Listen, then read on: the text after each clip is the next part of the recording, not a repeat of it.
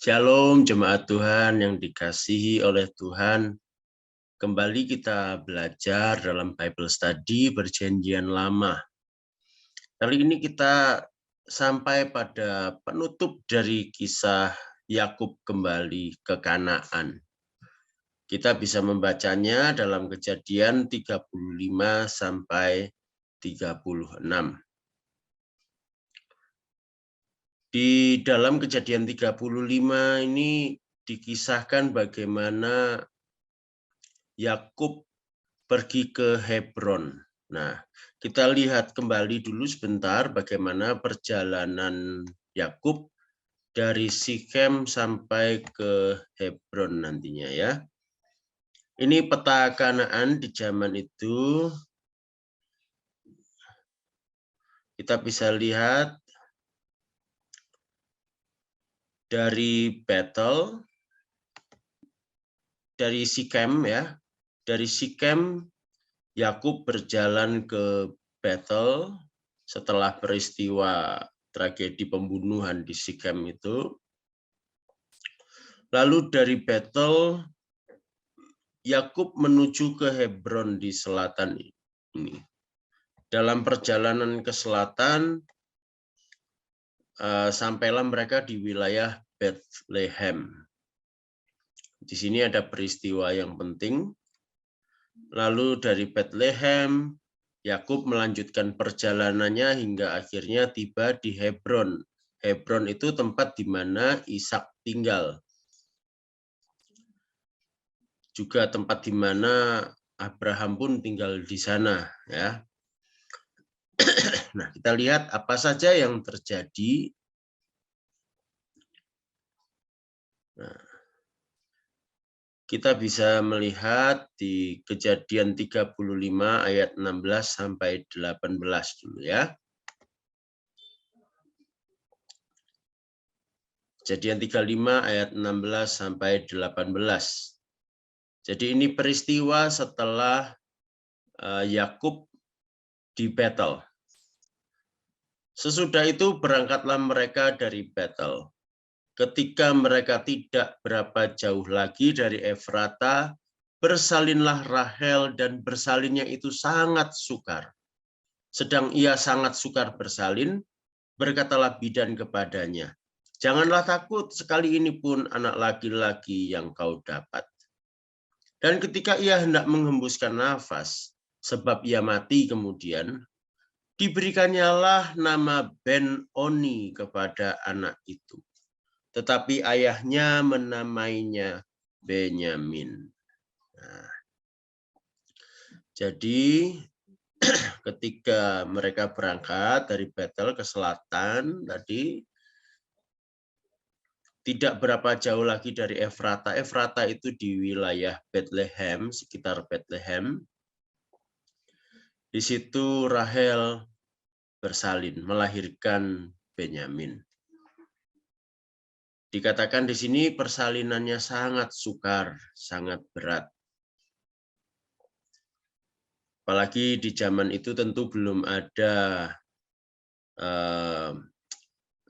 tindakan medis seperti zaman sekarang ya. Tidak ada rumah sakit bersalin waktu itu. Dan terjadilah maka Rahel meninggal setelah melahirkan. Nah, kita perhatikan nama dari anak yang dilahirkan ya. Dikatakan tadi Rahel ketika hendak menghembuskan nafasnya yang terakhir, dia masih sempat memberi nama Ben-Oni.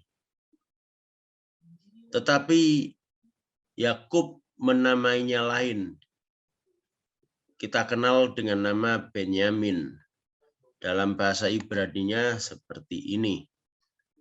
Jadi ini nama yang diberikan Rahel Ben-Oni. Nah, sedangkan nama yang diberikan oleh Yakub adalah Binyamin. Jadi mengucapkannya sebetulnya Binyamin. Ya. Cuman kita kebiasaan membaca ini sebagai Benyamin gitu ya. Tidak apa-apa. Sekarang kita lihat arti dari nama-nama ini.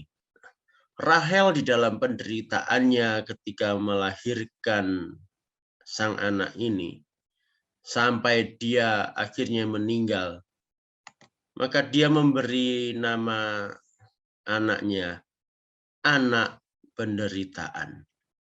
Ben itu anak, Oni penderitaan. Anak penderitaan. Atau bisa dibilang juga Oni itu dari kata yang artinya kosong, sia-sia. Ya, jadi anak penderitaan, anak sia-sia. Sering juga di dalam beberapa budaya kalau anak lahirnya susah, apalagi sampai ibunya harus meninggal, atau anak yang kemudian hidupnya susah, sakit-sakitan, pokoknya yang terlihat membawa sial gitu ya, dibilang anak sial, nah, seperti itu. Tetapi Yakub tidak mau menerima itu. Yakub memberikan nama lain. Masa anak diberi nama anak penderitaan, anak sial, anak sia-sia. Yakub memberi nama anaknya Binyamin yang artinya anak tangan kanan. Bin itu sama dengan Ben ya, anak. Yamin itu tangan kanan. Anak tangan kanan artinya anak kebanggaan. Anak yang kuat. Anak yang perkasa. Jadi Yakub tidak mau mengutuki anaknya sendiri sebagai anak penderitaan. Ini penting sekali. Kalau kita punya anak, jangan kita suka menyebut kutuk atas anak kita sendiri. Kita bilang anak kurang ajar, kita bilang anak sial. Jangan.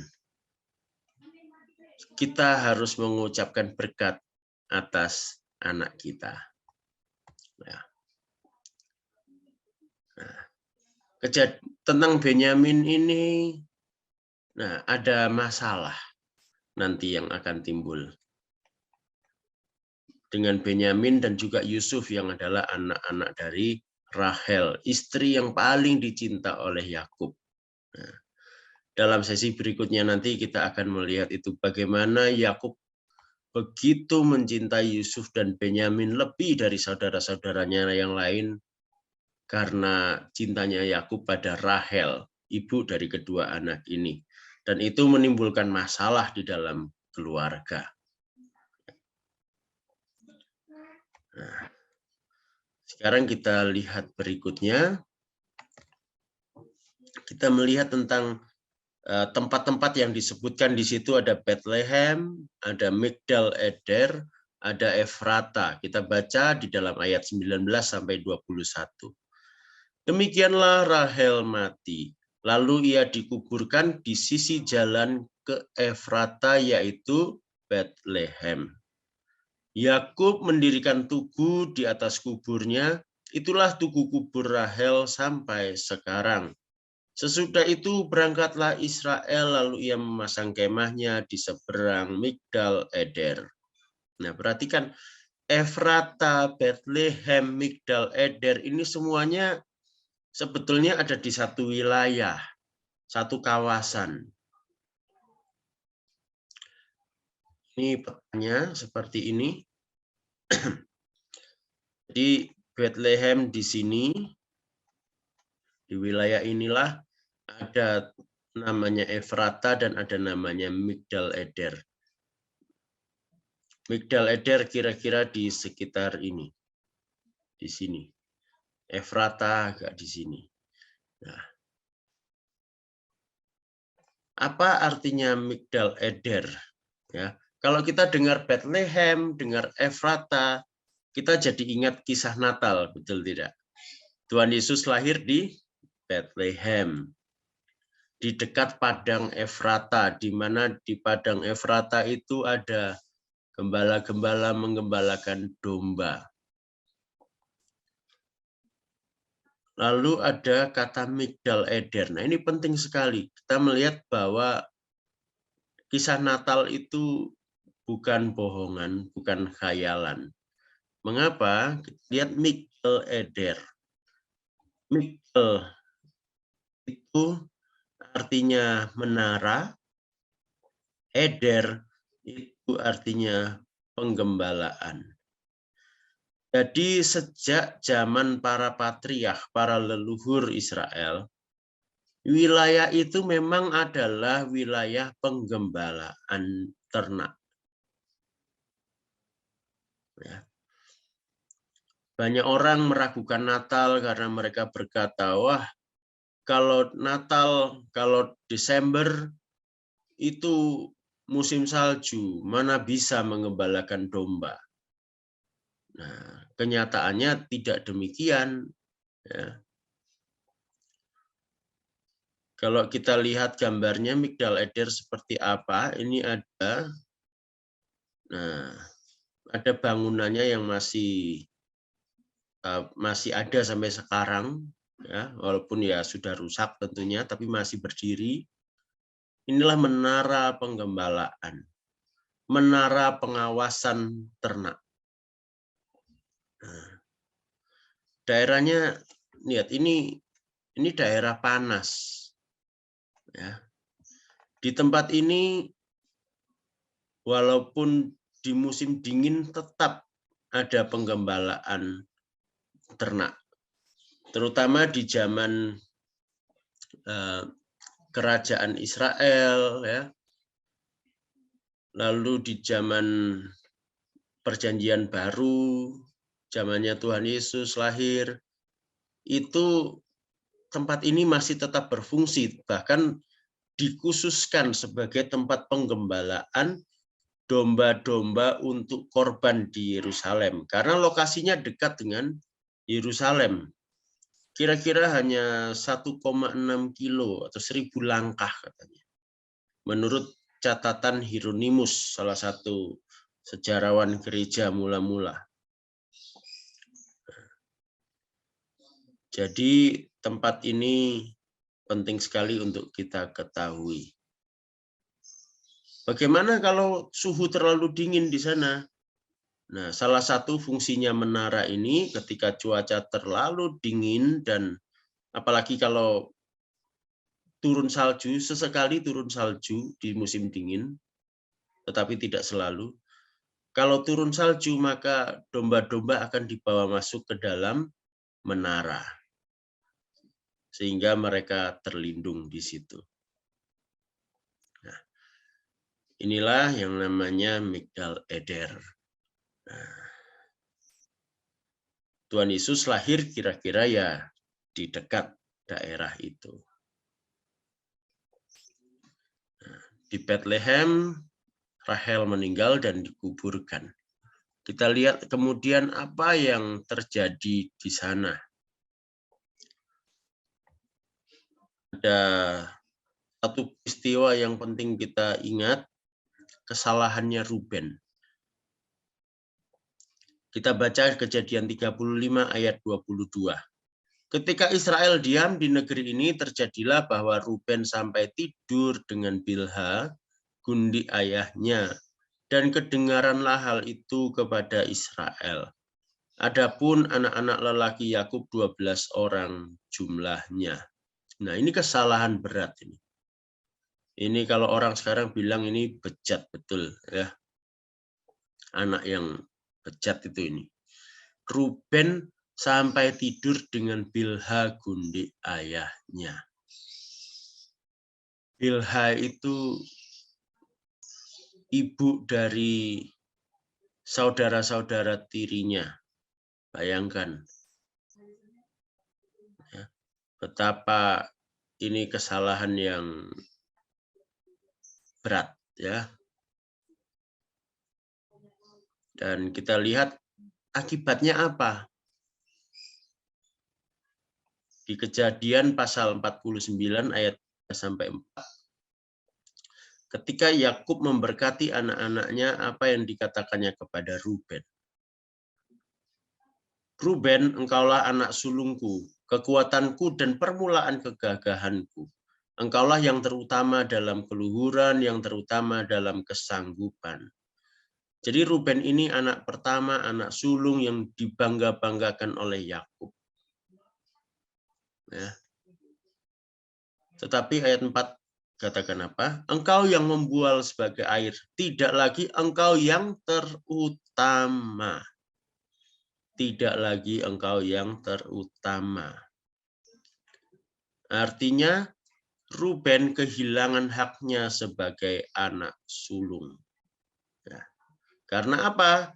Sebab engkau telah menaiki tempat tidur ayahmu, waktu itu engkau telah melanggar kesuciannya. Dia telah menaiki petiduranku. Akibat dari kesalahan Ruben yang berat, maka hak kesulungan yang miliknya Ruben akhirnya dicabut, diberikan kepada yang lain.